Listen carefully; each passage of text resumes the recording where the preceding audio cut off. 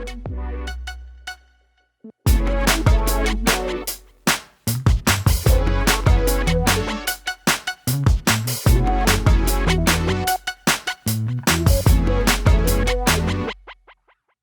everyone, and welcome back to another episode of the Catholic Youth Ministry Podcast, your home for practical and inspiring formation for your professional vocation. And today, I'm excited for this new series we're starting on budgeting. We're here in our beautiful new studio now. If you're watching us on YouTube or Facebook, you can see the beautiful studio we're in here in Grapevine, Texas. Today, we're bringing you an episode, Getting Started in Budgeting, how working on your parish budget can really transform youth ministry at your parish. And so for many of us, this is kind of the budgeting time of year. You're submitting budgets or you're getting ready to submit a budget. If you're in your first couple years of youth ministry, this is something really, really crucial for you to capitalize on, using your budget, maximizing your budget. So for many of us, budgets, or even the word budgeting, can be scary. It can be overwhelming. It can make us feel bad, make us feel guilty about things we've done last year, the things we've bought or done last year or overspent. Budgeting can be confusing, or sometimes we might think it's even just a waste of time. Like, why go through all this effort to put something in place that might not happen, right? For many youth ministers, budgeting can be really anxiety producing. And I know for me, when I first started my first couple of years of youth ministry, budgeting was kind of one of the last things I really wanted to work on. It was one of the things I really put off. And there are going to be a lot of reasons for that. It could be because you feel like your pastor or your business manager, don't give you a big enough budget, or don't understand youth ministry, or they won't let you do certain things, right? For some of us, we think budgeting might be a chore. It's like something we just have to get done, but it's not that exciting. We might feel like if only we had a bigger budget and enough funds, we could do our job. We feel overworked, underpaid, and our budget is way too small. And in my experience, I think there's really three types of youth ministers when it comes to budgeting, right? And all of this has to do with the same problems and issues that we're going to talk about, because really the truth is that budgeting can be one of the biggest impacts. Budgeting well, regardless of how big or small you feel your budget may be right now, budgeting this year, working on your budget proposal and budgeting this year can have one of the biggest impacts on your ministry, on your stress level, on your ministry's impact, your workload. It can have a huge, just your excitement about ministry, the feeling of success that you get at the end of the year when you look back on a well-planned budget and see what you've accomplished, right? So there's kind of these three types of youth ministers when it comes to budgeting, right? And all of them kind of stem from the same issues that we're going to talk about. There's the penny pincher, right? So this is someone that, anytime you go to the store, anytime you have to buy anything, it's, everything's too expensive. Get the cheapest option, try to save, don't spend any money. This is the type of person who, maybe you've had some past experience in your life of not having much, or of not having much money. Maybe you have some fear about what will happen if you spend too much. You also might have some emotions around the numbers, which we're going to talk about in a bit. So for the penny pincher, cheap is your default, and this oftentimes comes from a lack of planning. So when we plan well, it's easier to spend money when we're planning to spend it. As opposed to a lack of planning, oftentimes we can default in one of two ways. The first way is the cheap as the default. The second type of youth minister is the overspender. So this is someone who, again, lack of planning, or just kind of carelessness in the sense of, getting the biggest, best thing, just running in all directions, overspending without a plan. And that also can be a default. Maybe you want the best. Maybe you're not sure how to navigate and shop around, right, for a better deal, or you don't really have as much confidence in handling different amounts of money, so you just kind of shoot for big. That also is not where we want to be. The third one I think is the worst. An overspender, you're gonna see that An overspender, right? Someone's going to step in and say something. A penny pincher, though, as well, oftentimes someone will step in and go, why are we always getting the crappiest, cheapest thing, right? But I think the third type of youth minister when it comes to budgeting is in some ways the worst. And this is the indifferent. If you're indifferent to budgeting, that's the worst. And again, like I said, regardless of how big or small you feel your budget is, being indifferent is the worst, because you can maximize your budget, make your budget work for your ministry. And we're going to see in a little bit that budgeting really does come down to vision. Budgeting well comes down to vision. So when we budget well, it can have a huge impact on your ministry, a huge impact on your stress level, a huge impact on your workload. It's not just the fact of spending money. Budgeting is about planning, and budgeting can force you to plan better and change possibly your workload, your ministry's impact. But really, budgeting comes down to these three things that I want to get you thinking about when it comes to budgeting. Because budgeting is planning the practicality, the financial practicality of your vision for youth ministry. Or put it a different way, budgeting is planning the practicality of your parish's vision for the evangelizing of youth in your parish boundary. Budgeting is planning the practicality, the financial practicality of your parish's vision for youth ministry.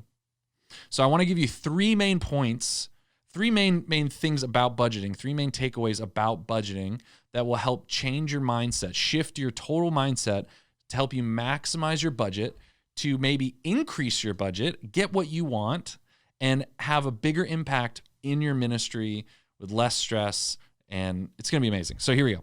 Let's go into this. But first of all, I want to cover, my experiences. So I was in youth ministry for 7 years. Still work kind of in youth ministry, but I oversee youth ministers. And Nick, you know Nick's backstory. I'm not going to tell you his. But I've had 2 parish experiences, and I feel like the wide range of everything you could expect when it comes to budgeting.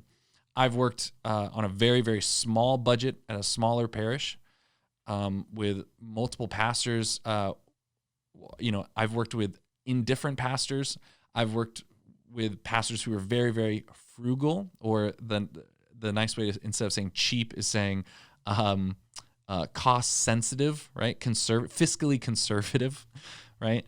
And maybe many of you have that experience where, maybe your pastor, your business manager is a lot more fiscally conservative when it comes to budgeting. I've also worked under a pastor and at a parish where the youth ministry budget was pretty significant. It was bigger. And I've worked with a pastor where really at the time it was anything goes. I worked with a pastor who was like, let's do it all. Was really looking to the youth ministry department to just make those decisions. And then I've worked with in between pastors who weren't weren't extremely fiscally conservative and who weren't overly over the top, let's spend everything, but we're kind of in the middle, kind of somewhere in the middle. And they all have their pros and cons. You would think that having a big budget with a pastor who would say yes to everything and anything would be a dream, right? But that also comes with its own pros and cons, right? One of the cons of operating in that kind of environment, as you would expect, is that people, your coworkers, right, getting jealous of what's going on, or just the weird dynamics of just not having the guidance. Are we doing what's right? When there's not intentional planning around your budgeting and you're just able to spend, you can have some of these more negative emotions about money and about your budget, and you kind of put those things off.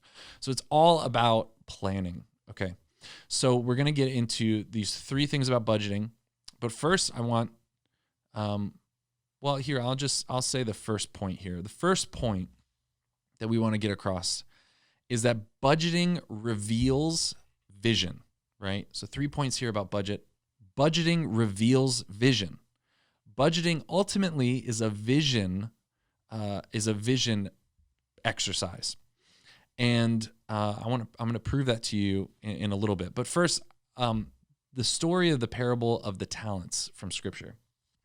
So there's this parable that Jesus tells of these 3 servants. And so this owner or businessman, I guess, gives 5 talents to one servant, 3 to another, and 1 talent to a third servant.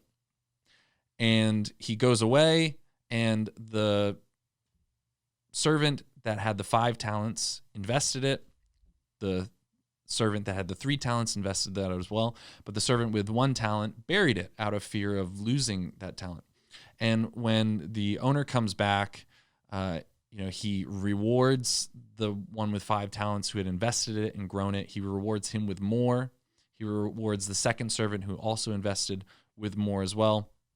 And to the third servant, he kind of, banishes almost. He just rebukes him for just burying that talent. And he tells him that he takes the talent away completely.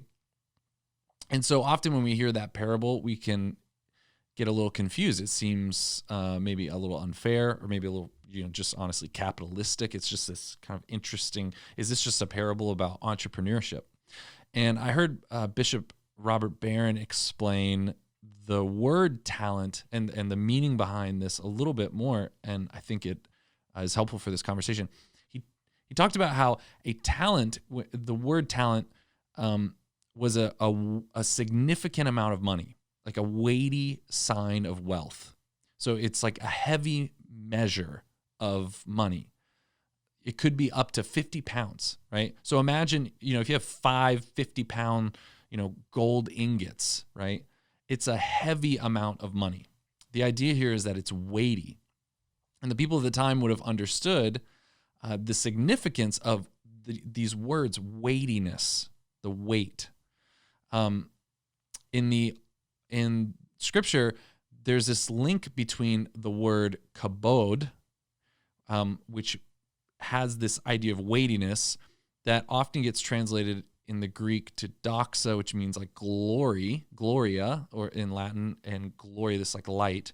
But there's this idea of the kabod of God, of the weightiness of God that has to do with his holiness and his glory, right? And so the people at the time would have understood that the weight of God, where is the weight of God? Where rests at that time the weightiness of God, the kabod Yahweh? The weight of God was housed in the temple over the mercy seat, where God dispenses his glory, right? Over the Ark of the Covenant, basically. And the weight of God is on the mercy seat, where God dispenses his mercy. So the idea, as we think through this parable in that regard, is that God's mercy has a weight to it. And that to everyone who's given this weightiness of mercy, it's required of them to give it away, to invest it, to make use of it, right? Not just to stockpile it or hide it for ourselves. Mercy of God that's given to us should be given out, right? But I also, and that's a really beautiful interpretation of that passage, but I want to focus in a little bit more on this weightiness, this burden, right? There's this idea that I think it's true, actually. It's not just an idea, that when you have a vision for parish youth ministry, when you have a vision for evangelization, you can answer the question, like, what is youth ministry? And that comes for you probably out of a place of burden in the positive sense, having a burden, a burning desire to help, to do something, right? You have this weight, this burden of a vision for youth ministry.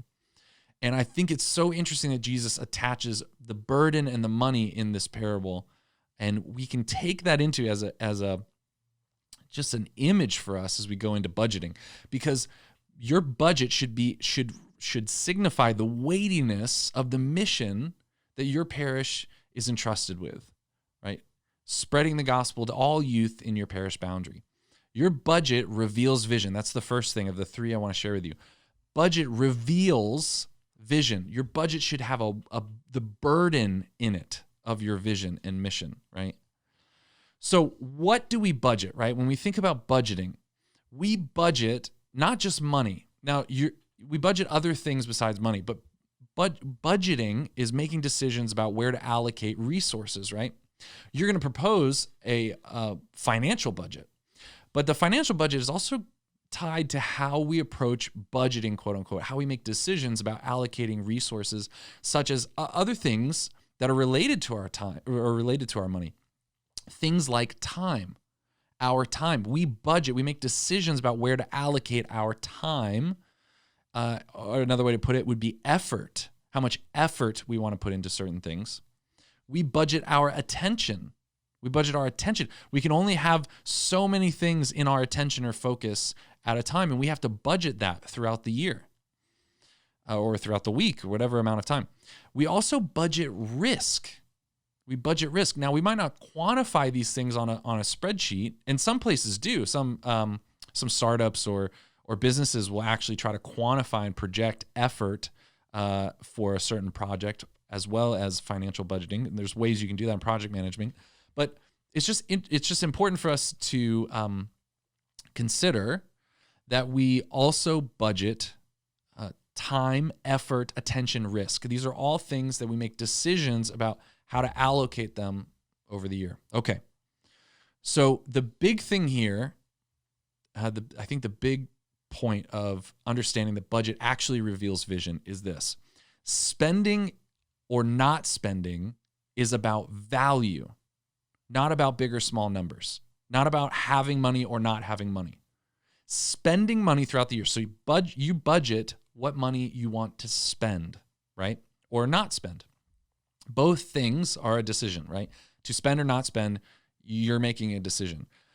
Spending or not spending is not about the price. It's not about having money or not having money. Spending or not spending is about value. Value. So I want to talk quickly about value versus price, right? When the value of something exceeds the price, people are willing to spend money. So if you're in a desert and you're about to die because you're dehydrated, you have no water, what is the value of a bottle of water? Very, very high. The value of that bottle of water is life or death. What might the price be? At a certain point, it doesn't matter what the price is. If you have the money, you'll pay because it'll keep you alive, right? The price of the bottle of the water is different than the value that bottle of water gives you, right?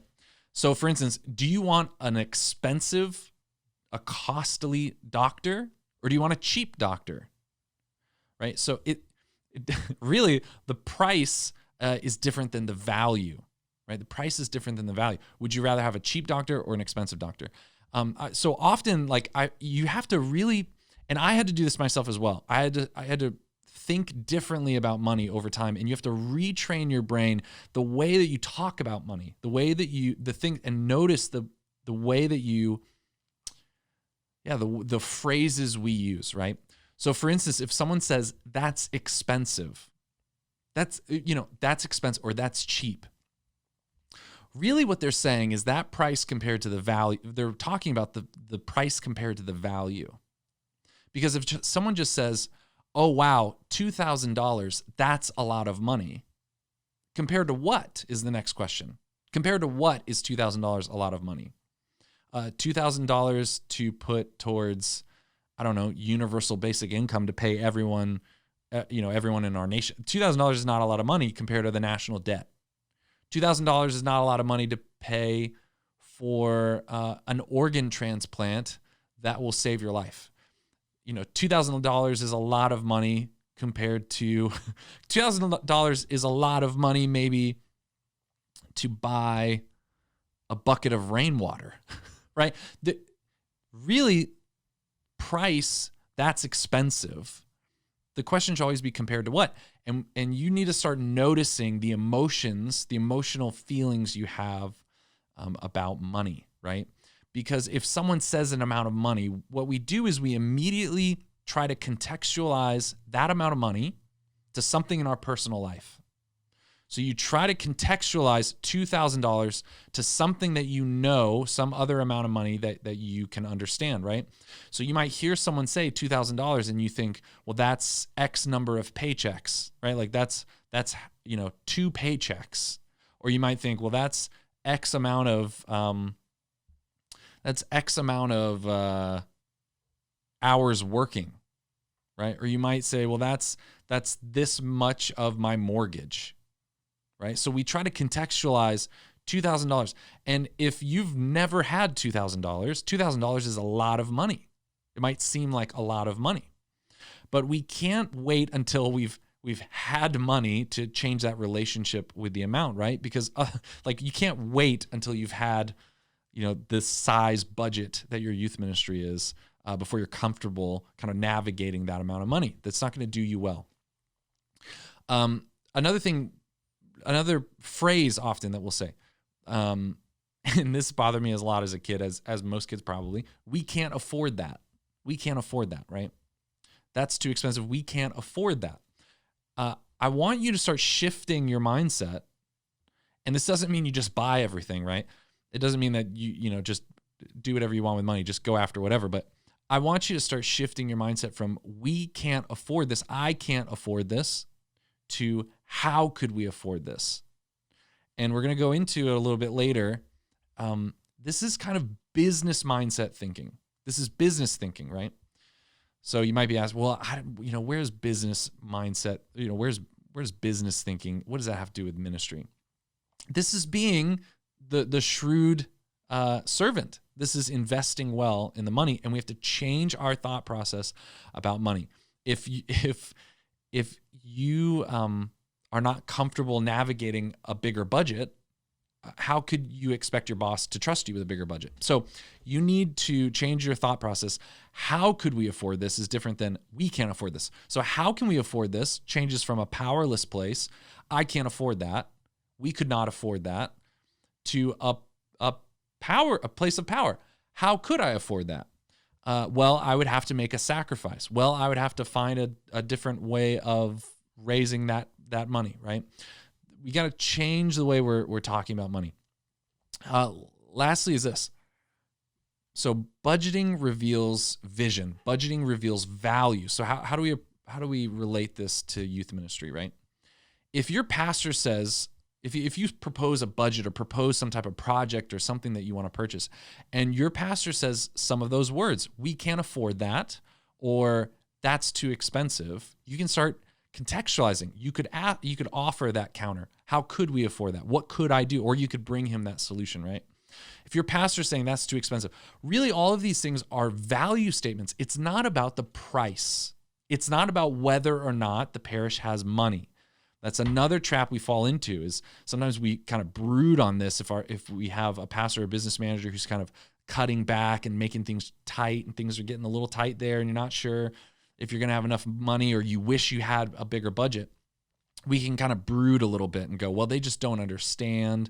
And why do they think X is a certain amount of money? And a trap we can fall into is, well, the parish has money for that. Well, the parish has money for that. The parish could afford it. And really, when someone is telling you, I can't afford that, or that's too expensive, what they're saying is that the perceived value is smaller than the price, right? Now, there also is, to be fair, there also is practicality. If you literally have no money, I mean, that could literally be the problem. If you're homeless and have absolutely no money and someone says, this is $5, it doesn't matter how much they value that thing, they have no money.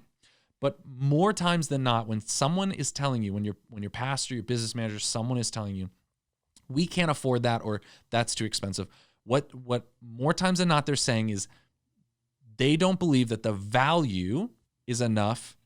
The value is more than the price. Now, we're going to get into another thing too here that we haven't talked about too much, but basically that brings us to our next point. I want to just say this real quick though. Value has to be more than the price. The other factor that's kind of a variable here is risk.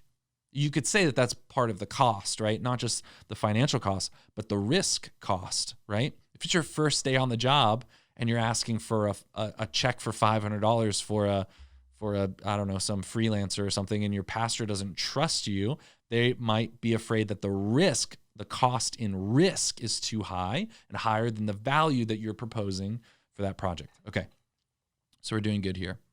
So the first point is budgeting reveals vision, the weightiness of vision and value. So in youth ministry, I can tell what your vision is for youth ministry to some degree by how you budget. And your difference in vision is going to equate to a difference in budget between you and your pastor and your business manager. So your task is to help, bridge that gap in a difference in vision, a difference in value. It's not just about the money. It's not just about the price. It's about the value, the vision. Okay, that brings us to our next point. So the first point is budgeting reveals vision, the weightiness of your vision. The next point, budgeting is problem solving. I need you to think of it this way. Budgeting is problem solving. The problem is, how will we financially, practically accomplish the vision we have across a 1-year period? So budgeting is problem solving. You need to think of it that way. Sometimes when we go to sit down on our budget, we're just, what can we get? How can we get there? Or basically, we're just asking, what can I buy? What can I do, right? But budgeting is problem solving, right? We need to start thinking first about what our vision is and what we want to accomplish, and then backwards build that through problem solving. How can we afford this? How will we allocate our funds, right? So one of the big things that this changes for you, and it changed for me, is thinking about being in a serving mindset, being in a service mindset, not a begging mindset. So budgeting is problem solving. You and your pastor and your business manager are solving the problem. What will our youth ministry do to accomplish our agreed upon values for youth ministry? What will we do this year? And how will we do that financially? How will we accomplish that financially? So when you think of it that way, you're not going into budgeting with a mindset of, I need to go ask mom or dad for a certain amount of money. I need to go ask my pastor for a certain amount of money. I need to go ask and beg my business manager and my pastor for a certain amount of money. The way you start thinking is, how am I going to help my business manager and my pastor solve the problem of accomplishing our goals for youth ministry financially over the upcoming year? It's a totally different mindset. And hopefully that's clear here, right? So for instance, if your pastor says, we can't afford that, you're trying to help him problem solve. You're trying to help him backwards build, be more clear with you about what his values are. Are your and his values aligned? Are your and his vision for youth ministry aligned? And if he feels that, a certain amount of money is too much or too little, whatever the case may be, you're backwards building, you're problem solving. This is a problem to be solved that you are serving, right? Altar server mindset, right? You're serving the parish in trying to figure out the best way to accomplish the goal, the vision of youth ministry. You're doing it together, side by side. So think of it this way. You're not actually ultimately, and this is true, you're ultimately not the owner of the budget, right? This is the pastor's budget for youth ministry.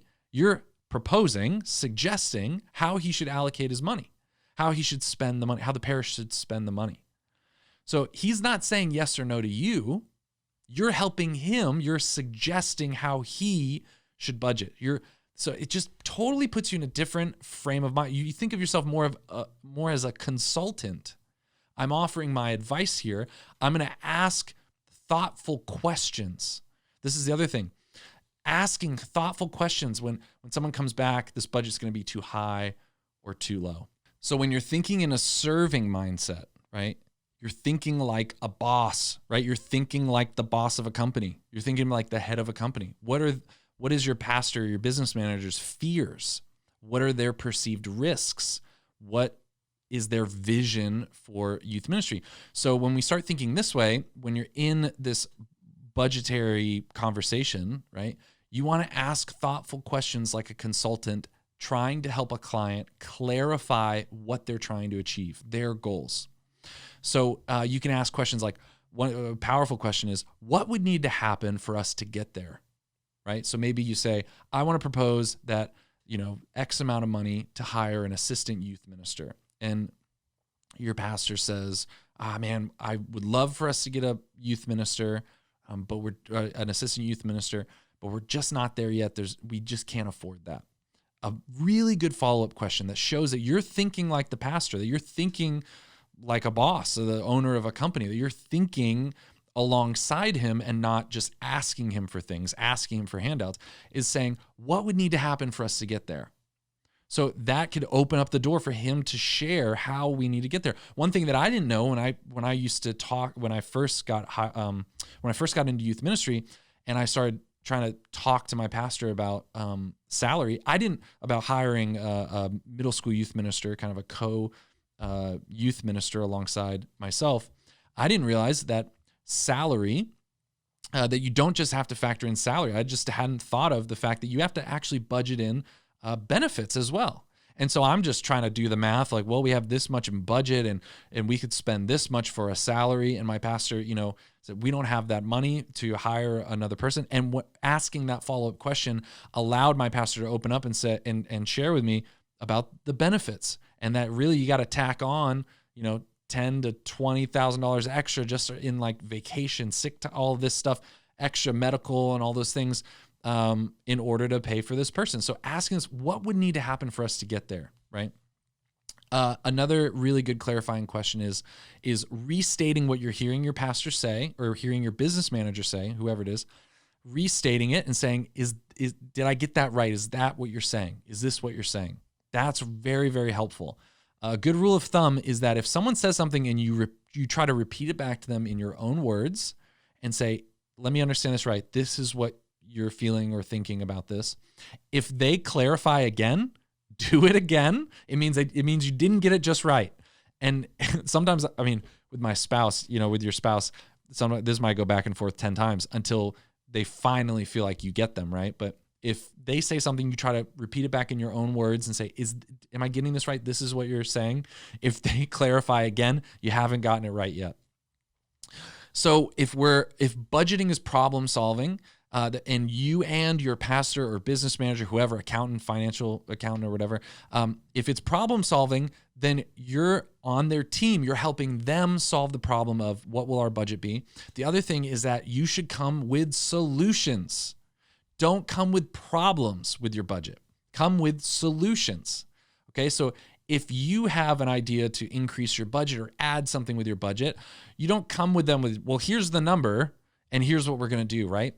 Come to them. Here's a great idea I heard, or a great story I heard of a youth minister who would propose a budget, her like dream budget, basically, propose that dream budget. And when the pastor or business manager would get back like, hey, we can't spend on this, X, Y, and Z, she would have option B, her option B budget ready. Well, we could do X, Y, and Z. We could change this. We could do this. And, I'm going to tell you that means a little bit less in this area, and it means we can't do this. But here's our option B, and here it is.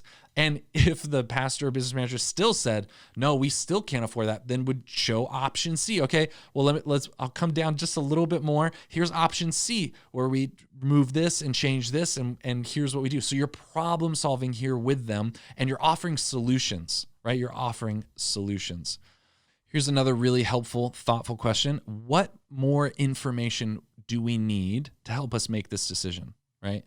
Often, people will make decisions in the moment, or they'll look at the numbers, and the numbers don't have context. They don't have information attached to it. I would always add more information. As we're going to get to this in another episode, where we're going to actually go through how to walk through a budget and prepare a budget. We're going to work through a worksheet together. But it's always good to provide more information because a number needs to be contextualized, right? So I would say provide more information to your budget. So, but asking that question, what more information do we need in order to make this decision? Sometimes conversations about budget kind of hit a standstill where someone says, I'm just not sure. I'm not sure we have enough money for that, or I'm not sure we can do that. Asking that follow-up question, what more information do we need? How could I get more information to help us make this decision? Another really good question, and this is often really good before you even begin preparing for the budget, is just asking straight up to your business manager or pastor, how will we make these budgetary decisions? How will these budget decisions get made? So come with solutions, not problems. Think like a boss. It's not you versus them, but you consulting, you helping them, serving them in how to solve their problem, basically, right? Give away your problems, their problem of what is the youth ministry budget going to be. So first we have budget reveals vision. Budget reveals the weightiness, the burden of the vision for youth ministry, and it reveals everyone's vision for youth ministry who's involved in the financial decisions. Secondly, budgeting is problem solving over time. Budgeting is problem solving over time. I want to say that. How will we accomplish the vision, and what will that take financially across 1 year?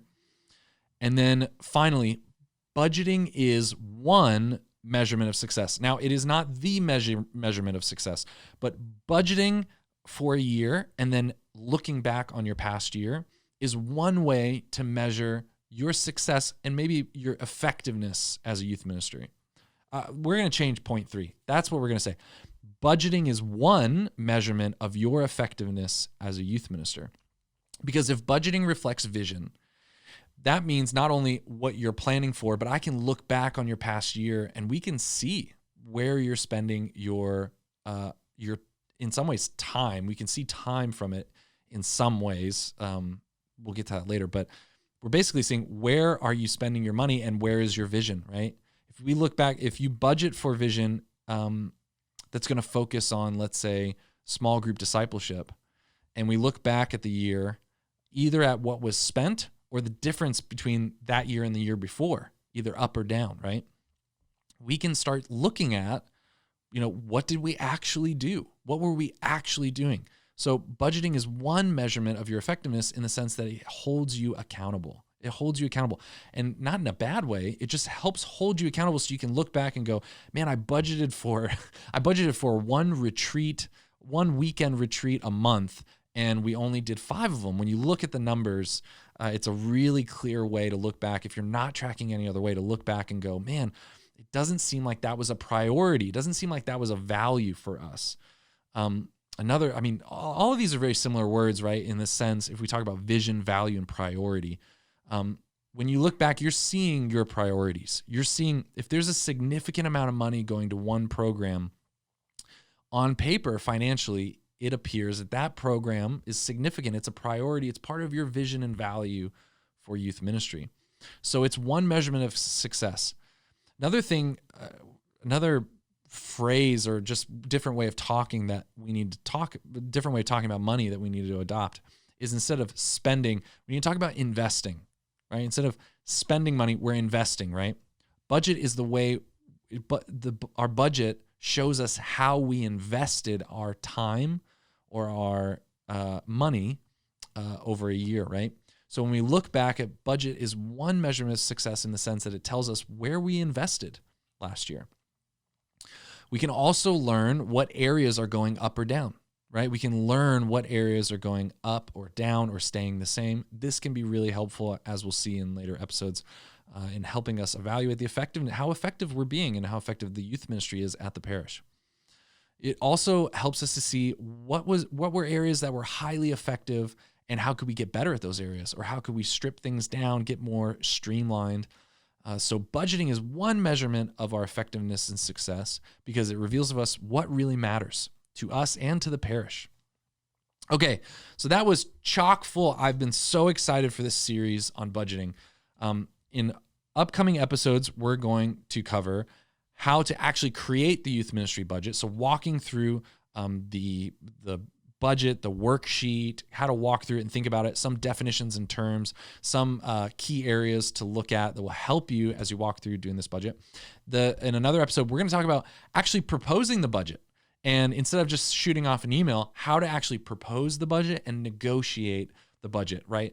Negotiate's a strong word. I would say how to propose a budget and solve the problem of the budget with your staff, right? So proposing and negotiating the budget. And then we're going to do a Q&A episode and also cover a few like best practices and tips.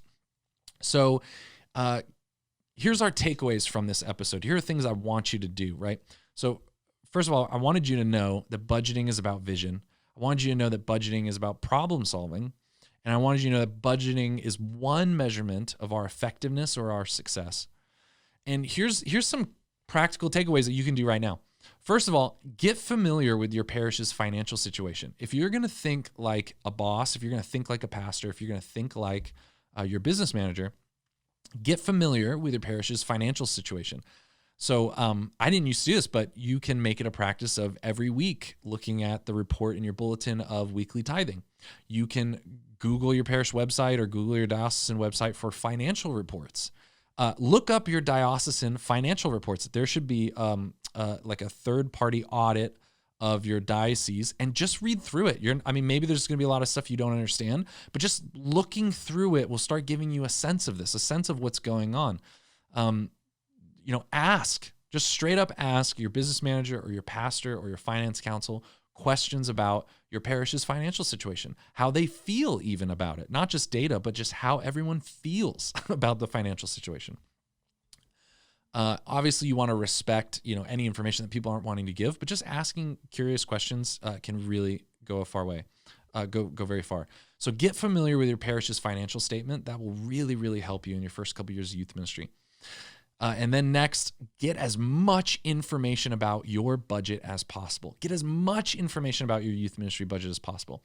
That means asking, because oftentimes people aren't going to just give this to you. This might be something you can ask for. I know that for the first five or so years of youth ministry, I don't think anyone ever gave me like actual expense report of everything that had been spent in youth ministry the last couple of years. What happened was they would just give us the budget and tell us to submit one.